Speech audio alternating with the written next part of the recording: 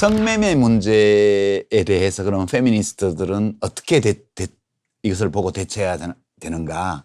이 문제에 대해서는 포르노보다 더 좀 뚜렷한 시각차가 있는 것 같아요. 네, 그렇습니다. 예.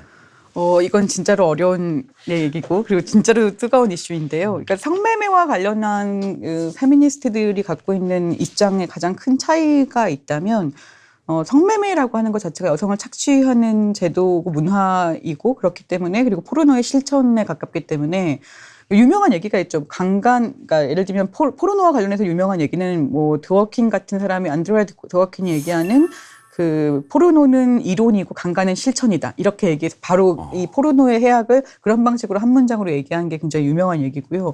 성매매와 관련해서는 섹슈얼리티의 매춘화라고 하는 얘기를 합니다. 그러니까 이건 캐슬린 베리 같은 학자가 하는 말인데 사실 성매매가 이렇게 이제 만연한 곳에서는 모든 성적 행위라고 하는 걸 기본적으로 성매매의 영향을 받을 수밖에 없다라고 봐서 예를 들면 어떤 여성이 사고 팔 수 있는 존재라고 인식을 하게 되면 잠재적으로 그 여성의 가격을 사람들이 다 생각하게 되고 너는 그 가격에 충분할 만큼의 성적 서비스를 해주지 않는다거나 아니면 그 가격만큼의 가치를 가지고 있지 않는다거나 라고 하는 방식으로 여성이라고 하는 존재를 성적인 어떤 욕망을 얼마나 불러일으키냐를 중심으로 판단하는 가치 체계를 계속 만들어내기 때문에 사회 전체가 성매매화 된다라고 하는 이제 질문을 하는 게 가장 기본적으로 이 성매매를 반대하는 페미니스트들이 가지고 있는 성매매라고 하는 행위 자체를 총체적으로 반대해야 된다고 얘기하는 페미니스트의 의견입니다. 근데 급진 문화 페미니스트 쪽에서는 네. 어떤 형태의 성매매도 다 박멸해야 된다. 네. 네. 이게 기본 입장이고 그렇죠. 자유주의 성향이 강한 급진주의 쪽에서는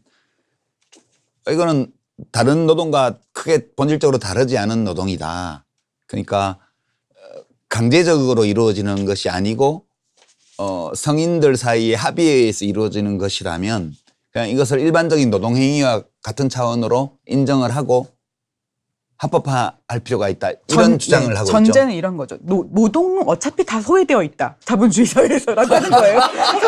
노동이가 괜찮다가 아니고요. 노동은 어차피 다 소외되어 있는데 우리가 굳이 성매매만 그렇게까지 낙인화시켜서 분리한다는 것 자체가 사실은 이 노동이라고 하는 것을 굉장히 뭔가 숭고한 것으로 만들고 이 성노동을 굉장히 숭고하지 않은 것으로 만들어내는 이 허위의식의 산물이다라고 얘기하는 게 전제입니다. 모든 노동이 어차피 소외되어 있으니까 그 노동 안에서의 문제를 해결하는 방식으로 접근하는 것이 낫지 않겠냐라고 보는 거죠. 여기 89쪽에 그 두 가지가 적용된 외국 사례를 잘 쓰고 있더라고요. 제가 한번 읽어볼게요.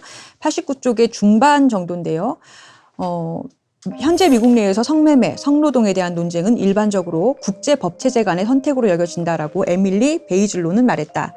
성매매, 성노동에 대한 한 가지 접근은 스웨덴에서 유래되고 노르웨이와 아이슬란드에서 채택되었기 때문에 북유럽 모델이라 불리는 접근인데 성판매를 한 소녀와 여성들을 처벌하는 것이 아니라 성구매를 한 남성들을 처벌하는 것을 강조한다. 노르딕 모델이라고 얘기하는 스웨덴식 모델이라고 하는 건 남성만 처벌을 하자. 수요자를 일단 제거해야지 문제를 해결할 수 있다고 보는데 이게 지금 한국에 도입되기 굉장히 어려운 건 뭐냐면 노르딕 모델을 도입할 때 스웨덴 같은 경우에는 그 전에 한 10년간 성매매와 관련된 대중 캠페인을 굉장히 광범위하게 실시한 적이 있습니다. 그러니까 성매매는 나쁜 것이다. 그리고 성매매를 위해서 여성들을 자활을 돕기 위한 사회복지와 관련된 여러 가지 정책들을 시도하고요. 그러니까 성매매와 관련돼서 성매매를 굳이 선택하지 않아도 되는 사회적 조건들을 만듭니다. 그러니까 직업과 관련되어 있는 직업재활 서비스 같은 것들을 제안하기도 하고요. 그리고 난 다음에 마지막에 굉장히 사실 숫자가 줄어들었을 때 한 4,000명에서 10,000명 정도로 줄어들었을 때 그때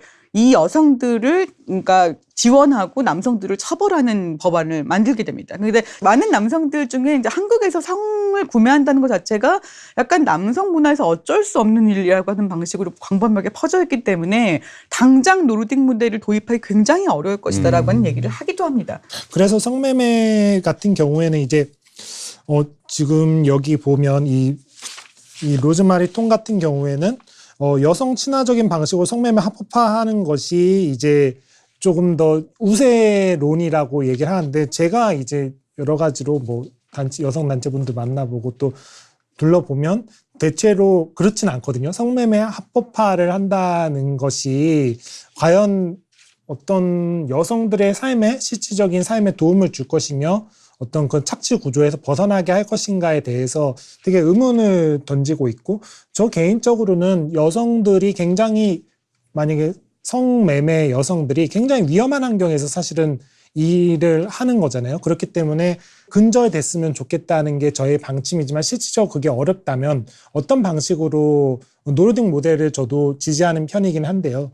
그렇다면 어떤 방식으로 노르딕 모델을 이행할 것인가가 일단은 저의 좀 고민이긴 한데, 요즘에 성매매가 굉장히 남성들 사이에서 부끄러운 일이 되고 있어요. 적어도 경험이 있더라도 말하면 안 되는 일이 됐고, 특히 젊은 남성들 같은 경우에는 2차에서 이제는 어쩔 수 없이 뭐 성매매 따라갔다, 이게 절대로 면죄부가 안 되는 때가 됐어요.